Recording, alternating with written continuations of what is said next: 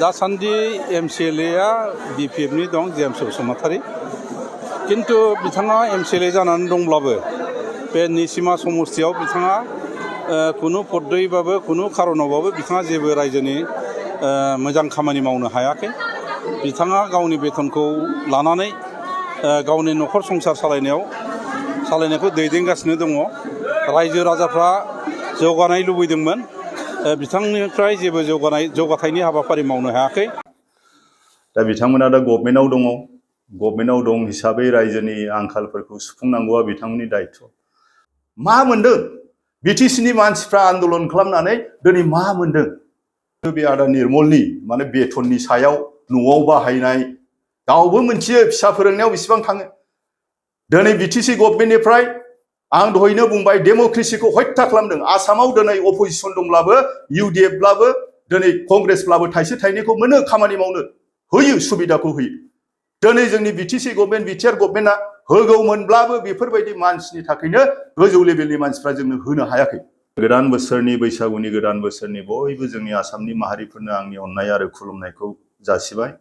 बे गोदान बोसोरनि गेजेरजों गोदान साननाय हनाय आरो नै दाखालिसो बावैसो जे मेट्रिक पास जानाय बिथांमोना जाहाथे मोजां डिसिसन लानानै मोजाङै फरायलांनो हायो, इसोरा बोर सारस्रियो। बिनि थाखाय बे गोदान बोसोर बैसागुआव आङो बयनोबो आंनि अननाय आरो खुलुमनायखौ आङो जासिबाय। बेथननि सोमोन्दैथ' बेसेबां मोनो मोना बिथाङाबो MCLA जाबोनाय सानसे समाव बेसेबां मोनो? जोङो 41-42 हाजार बेथन मोनो। बेजों न'खर खांनायाव जोंहा माने जेबो थोआ, बेखौ बुंनानै लाब गैया बिथाङा। दा बिथांमोना दा गभर्नमेन्टआव दं हिसाबै रायजोनि आंखालफोरखौ सुफुंनांगौआ बिथांमोननि दायित्व। बे 41 हाजारजों आंथ' गोबां रोखोमनि 41 हाजाराथ' बे थाबाय, बेनि लोगोसेयैनो जिहेतु मोनखाया होखाया बिसोरो थांनाय 5 बोसोराव जोंनो जेबो होआखै। दिनै फैसायासो गिदिंनानै थांफिननायखौ जों खोनादों आरोखि। रिपर्टखौ नोंथांमोना थाबैनो मोनगोन। बेसेबांबा 45 ना 46 crore बिदि थांफिनगोन। गुबुन डिपार्टमेन्टआव सोर बाहायनो हायाखिसै बे आलादा खोथा। दा बिथांमोनाव दिनै फैसा दं, आदा निर्मलनावबो फैसा दं, आं बेखौ जेबो बुंनो थाङाखै। किन्तु गावखौनो एसे सेनियर हिसाबै दिनै बियो आंजों बिटिसि इलेक्सनाव थांनाय 2020आव बिथाङा जेनदों, 3000नि खाथियाव बिथाङा जेनदों। दिनै एलायन्स गभर्नमेन्टनि गेजेरजों खाफालाव दंखाय बिथाङा बाय इलेक्सनाव MLA जाहैबाय। आरो आङो खोनादों जे बोसोरसेसो फैगौ 2026नि एप्रिलावनो जितु MLA इलेक्सना जागोन, एसेम्ब्लिया जागोन हिसाबै बेवहाय बोसोरसेखौ आङो मा खालामनो? बिनिखायनो आरोबाव आङो बिटिसिआव इलेक्सन गेलेफिनगोन होननानै मानगोनां प्रमद बिथांनिसिम CMनिसिम बिथाङा टिकेट बिनो थाखाय रेडि जानानै दं, मानसि बानायदों होननाय खोनादों आङो, ग्रुप बानायदों। दा बे बिथांमोननि खोथा जाहैबाय, गेलेफिना गेलेयोब्लालाय मस्ट वेलकाम। दिनै गभर्नमेन्टआव दङ, बिथाङा गभर्नमेन्टआव दङ हिसाबै दिनै रायजोनि खामानि बेसेबां मावनो हादों हायाखै। आसाम मालाखौ खोनादों आङो, आसाम मालाखौ बुंनाय खोनादों। आसाम मालायाथ' फुराना प्रजेक्ट, बै समनि प्रजेक्ट, फुराना प्रजेक्ट, बेखौ माबा खालामनानै लाब गैया, बिसोर जाहिर खालामनानै लाब गैया। आइ फवालि दालां बेबोथ' फुराना, फाउन्डेसनखौ नायदो। आइ फवालि दखान खाथियाव फाउन्डेसन दं, बेखौ सोर फाउन्डेसन खालामो? फाउन्डेसन खालामखांनायनि उनाव टेन्डार जाखांनायनि उनावसो बे खामानिखौ माने मावखांनायनि उनावसो गभर्नमेन्टआ बिथांमोननि फैनायखाय बेखौ मा खालामदों? इन'ग्रेसन खालामदों, मुखुलि खालामनानै होदों। बे फुराना प्रजेक्ट, बेखौ रायखांनानै लाब गैया। गोदान मा खालामदों? गामि सिं दोमसे लामा मावखो, मा मावखो? रायजोनो बेसेबां बेमारियाव फैसा हरखो? आंथ' हरो। नै दिनै जोंहा एस्टार सानडे फैगोन, एस्टार सानडेआव आं हरगोन थाइसे थाइनै रायजो राजाफोरनो खावलायफैयोबा आं हरो, आंनि न'आव फैयो। बिनि न'आवथ' बिदि फैया फैसा। बिनि बैसागुआव बेसेबां फैसा गारखो बिथाङा? बे बैसागुआव बेसेबां रायजो राजाफोरनो फैसा हरगोन? आंथ' हरबाय, हरजेनबाय, आरो हरबावगोन, हरगासिनो दङ। गोदोनिफ्रायनो जागायनायनिफ्राय रायजोनि सुख दुख जितु सरकारि आसनियाव गासैबो थाजोबा हिसाबै रायजोनि सुख दुखखौ आं नायबोदों, बिथाङाथ' नायाखै। आरो खामानि मावनायनि खोथा बुंदों। एसेम्ब्लियाव आङो कुइसन सोंदों। दिनै खानामाख्रा दङ, जोंनि ओरै मंगलियाननि ओरै साहाजों खानामाख्रा, खुंख्राजरानि ओरै साहाजों गामियानो धंस जाजोबनोसै। गोजौआव मानो थेनो हायाखै? गभर्नमेन्ट हिसाबै मानो? जोंथ' गोदो थेदोंमोन। मादारपुर साइड, नांगलभाङा साइड आरो गोबां एलेकायाव मानो प्रटेक्सन होनो हायाखै? ओरै आमगुरिनि सोनाबजों खासिबारिजों मानो प्रटेक्शन होनो हायाखै, आमगुरियाव मानो होनो हायाखै, भबानिपुराव मानो होनो हायाखै, रायजो राजानि हाया थांजोब्बाय। बेफोरखौ बुंनानै लाब गैया। आंनि बेथनखौ आं बेसेबां मोनदों मोनाखै गभर्नमेन्टआ मोनथियो। आरो दिनै मानगोनां प्रमद बर' CM बिथाङा जोंनो होनो थाखाय प्रथम जों देरहाजेननाय समाव 2020आव WPT निफ्राय होनो थाखाय जोंनो टारगेट हरबायमोन, अपोजिशन MCLA फोरनोबो होनोसै होननानै। जोंनि हाग्रामा सारनि टाइमाव आदा निर्मल कुमार ब्रह्मआ बेसेबां मोनबोदोंमोन फैसाखौ? बेसेबां मोनबोदों? 25-30 कौटिनि खम मोनबोआखै। मावथि बिथांमोन मोनबोदों, दानि MP रोंगोरा बिथांमोन मोनबोदों। बै समाव हाग्रामा सारा बयखौबो समानै नायदोंमोन। दिनै बिथांमोननि थाखायनो नेर' माइन्डेड माखासे मानसिफोर, मानगोनां प्रमद बर' शिबा दिनै हरनो सानदोंब्लाबो बिथांमोननि गोसोनि थाखायनो, नेर' गुसेब गोसोनि थाखायनो बेथनखौबो दिनै सोंखारि 41,000 बेथन, बेखौबो दिनै सोंखारि लाजिनांगौ दङ। मेडामा बिराद मोजां, आदा निर्मला मेडामा बिराद मोजां, आं अनार होयो। गोदोनिफ्रायनो सिना जाना, बिसोरो सिनियर जों जुनियर। BFSO प्रेसिडेन्ट मावबोदोंब्ला आंबो मावबोदों।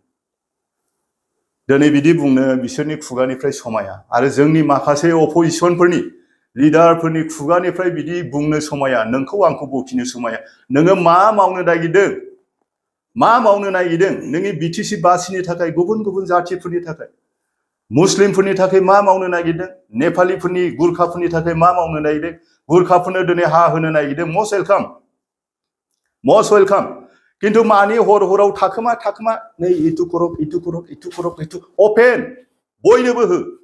जोंनि हाग्रामा सारा बुंदों, गोबां मोजां मोजां आसनि लादों, जे हानि फाट्टाया जोंना प्रथम जागोन खामानि मावनाया, जिथु हायावनो जों थायो। बेनिखायनो जोङो गुबुन गुबुन माहारिफोरनोबो नायनानै हानि फाट्टाखौ जों होगोन, बेखौ जोंनि हाग्रामा सारा बुंदों। आरो नैबे 5 बोसोराव, फैगोन 5 बोसोराव जोङो मा मा आसनि मावगोन, मा मा आसनि मावगोन, बेफोरो जोंना गासिबो जुगुत जाजोब्बाय। आरो एबार जे नैबे 2025आव सेप्तेम्बराव जि मानगोनां जोंना हिमन्त बिश्व शर्मा सारा जि खोथाखौ बुंदों, जे सेप्तेम्बराव इलेक्सन जाखांनाय, सेप्तेम्बराव इलेक्सन जागोन होननानै, बे इलेक्सनाव जों देरहागोन। जों देरहागोन। बिनिफ्राय जोंनि 5 बोसोराव, फैगौ 5 बोसोराव जों मा मा मावनो लादों, बे मावनो लानायखौ जों अलरेडि जुगुत खालामबाय। मैयाबो जोंहा 12 तारिख बरमायाव एग्जिकिउटिभ मिटिं दं। दा बेफोरो जि सिगांनि जोंनि मावखानायखौनो आसाम मालानो, नोंनि आइ फवालि दालांनो, बेखौ बुंनानै लाब गैया। आंनि बेथनखौ बुंनानै लाब गैया। बिथाङा मा मावनो नागिरदों? दिनै MLA जानानै थांबाय। जोंनि नै दैज्लाङा फैसिगौ। बे दैज्लां फैनायाव बिथाङा बबे बबे प्रटेक्शनखौ मावनो, राजनिति खालामनानैल' जाया। दिनै गोरिबा गोरिब जानानै फैदों, धनिया धनि जानानै फैदों। नोंसोरहा थाखा फैसा दङखाय नोंसोरो गिदिर गिदिर मा बुंगोन, मा बुङा, सोरखौ मा सोलोयै गाख्रेबगोन, राजनितिक हिसाबै बोरै गाख्रेबगोन, बेखौ नोंसोरो पलिसि लाबाय थादों जानो हागौ। किन्तु नोंथांमोननि जेसेबांखि सानना पलिसि लाया मानो, बे फैलार। आं दहायनो बुंबाय, हरगौमोन जोंनोबो, हाग्रामा सारा जेरै हरदोंमोन, प्रमद बिथाङाबो हरगौमोन। किन्तु बेफोरबायदि मानसिनि थाखाय जोंनो फैसाखौ मावनो थाखाय आसाम मालानि CM पेकेज, माबा पेकेज, बेखौ थाइसे गैया। जोंहाबो मावनो हानायनि, जोंहाबो पाब्लिक रिप्रेजेन्टेटिभ हिसाबै जोंहाबो अधिकार दङ। दिनै डेम'क्रेसिखौ बिसोरबायदि मानसियानो हत्या खालामदों। गणतान्त्रिक BTC आरो बड'लेण्ड आन्दलन खालामनायनि मिनिंखौ बिसोरो दिनै धंस खालामदों। बेफोरबायदि मानसियावनो बिसोरना अननाय गैया। मानसिफोरखौ बुंलाबायनाय, गाज्रि गाज्रि बुंनाय, बेफोरल'। आं रावखौबो नाम खारिनो सानाखै। दा आंनि बुंनाया बेनो। दा जिखिजाया जि बुंलांबाय जोब्बाय। आरो जि जयनिं जाफैदों, बबेनि जाफैदों?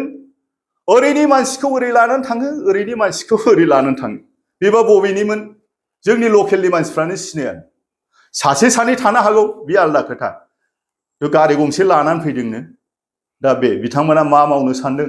दिनै MP सानै दं, दिनै मिनिस्टार दं, मावथों, गोबां खामानि मावथों, बेखौनो लुबैदों। NDBनि समस्याखौ समाधान खालामनो हायैनि थाखायनो दिनै APB दानांबाय। नङाब्ला मा दरखारमोन? गावनि उदैनि थाखायल' सानब्ला जानाय नङा। दिनै एसे हल साननांगोन। UPPL पार्टिया मोजांनिफ्राय मोजांसिन जालांगौमोन। जागौमोन खिन्थु नै बेफोरबायदि कयेकजन मानसि माखासेफोर थानायनि थाखाय दिनै इउपिपिएलआ गोग्लैगोन जुदि मोजाङै जुदि इउपिपिएलनि दैदेनगिरि बिथांमोना मानगोनां बिथांमोना जुदि मोजाङै जुदि नायाब्ला नायबिजिरनाब्ला माखासे गोदाव सोराव लिडारफोरखौ खोथा बुंहोबाय थायोब्ला गोग्लैगोन पाब्लिकआ बुजिनो सम गैला नों मोनजादोंब्ला खिन्थु पाब्लिकआ मोनजायाखै बे रोखोम दा बेखिनिखौनो आङो बुंनो सानबाय बाखि फैगौ जिनाखि इलेक्सन बेखौहाय आंनि रायजो राजाफोरखौ आङो खावलायदों मोजां खामानि मावबाय थागोन जेरैबायदि गोदोनिफ्रायनो मावदों जोंनो मावबोदों कारेन्टनिफ्राय लानानै कारेन्ट सार्भे खालामनानै लामा सामा दालां बान्दो जोंनो मावबोदों जोंनो प्रटेक्सन मावबोदों दा जोंनि अनगायै बिपिएफनि अनगायै निसिमाया उन्नति जानायखौ गोजान मानोना बिसोरो गावजों गावनि गेजेराव मिलायलाया दा टिकेटआ साबसे बिदों 6-7 जनसो निसिमाव टिकेट बिनाय खोनादों आं बिनायाथ' गेदेर खोथा नङा बिथों खिन्थु आदा निर्मला मानो बिदेरबावनांगौ जाखो बेथ' एमएलए जाखाबायना बिनिल'थ' नङाना सब समाय गुबुननोबो चान्स होदो आरो आं खोनादों गुबुननिफ्राय बारबोगोन होननायबो एसे खोनादों आङो मानो गुबुननिफ्राय बारबोनो लकेलाव निसिमायाव लिडार गैया नामा इउपिपिएलआ लिडार गैया नामा लकेलाव दङ बिराद मोजां मोजां दङ सेंग्राफोर यां जेनेरेसनफोर दङ बिसोर गेलेगोन हौवाफोर नङाब्ला आइजोफ्राबो गेलेनो हायो गेलेगोन खिन्थु नोङो बबेनिफ्रायबो ओरै बारनाय ओरैनिफ्राय ओरै बारनाय गाबागाव जायगा गाबागाव जोंनि निसिमा जाहैबाय हिस्ट्रिकेल मोनसे जायगा बेयाव जों गाबथाबोदों जों बेनिखायनो जोंनि खुगानिफ्राय सोरखौबा गाज्रि बखिनाय पार्सनेल एटेक खालामनाय बेखौ जों बुङा जोंहा मान सन्मान दं बयहाबो धोरोम दं बयहाबो इसोर दङ दा दिनैहाय नंखाय बाथ्राफोरखौ सोरनिबा संसार जानायाव आंबा मा अबस्थायाव दङ दिनै बिपिएफ जेन'बा आं खालामदों आङो नुदों जोंनि बिमा बिफाया जाम्बा जाम्बिब्लाबो दिनै जोंखौ ग्रेजुवेट खालामदों पलिटिकेल मेजर जोङो ग्रेजुवेट खालामदों जोंनि बिमा बिफाया रोंथारामोन थेवबो जोंखौ फोरोंदों जों नुदों जोंबो गोरों इंग्लिशखौ जोंबो गोरों बिटिआर सुक्तियाव मा लिरनाय दं नोंनि बिटिसि सुक्तियाव मा लिरनाय दं बेखौ जोंबो फरायदों नायदों दा बर्तमान मा जानानै दं